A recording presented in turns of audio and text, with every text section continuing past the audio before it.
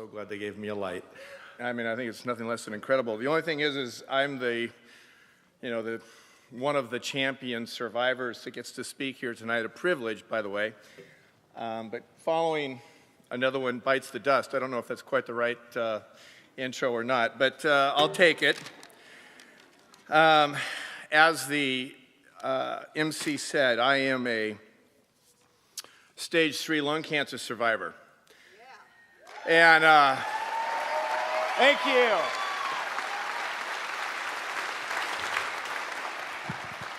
And I was given a year to live 3 years ago.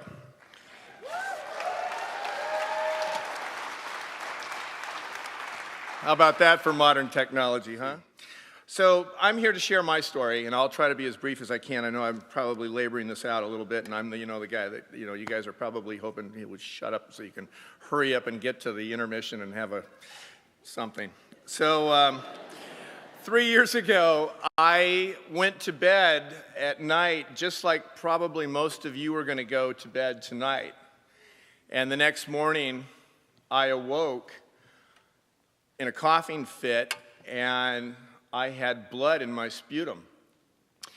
And so I immediately knew something wasn't right. I called my doctor, went in, and I was diagnosed within a few days of having stage 3 lung cancer.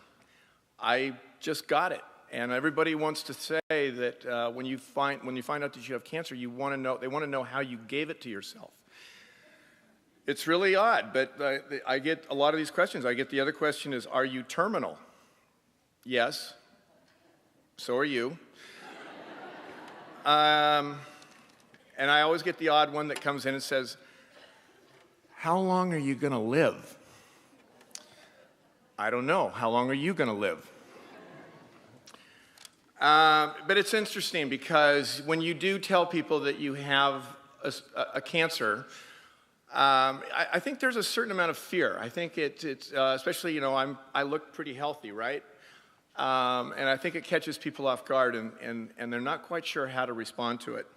But just know that I live my life every day. I live it better than I ever did.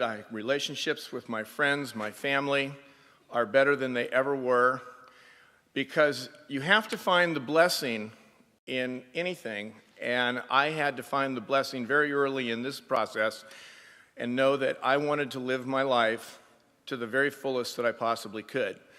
And this diagnosis has been a blessing in many ways, because I was going through life at a really, really, really, really fast pace, and I wasn't taking time to enjoy it, and I was missing a lot of it. But I want you to know that there's hope on the horizon. The pharmaceuticals are working about this, and I've been actually in contact with a few of them. There's a pill that Pfizer is coming up with called crizotinib. And it is it's not approved yet, but it's in its early stages. And it is showing that there's a percentage of people that are diagnosed that are responding to this treatment.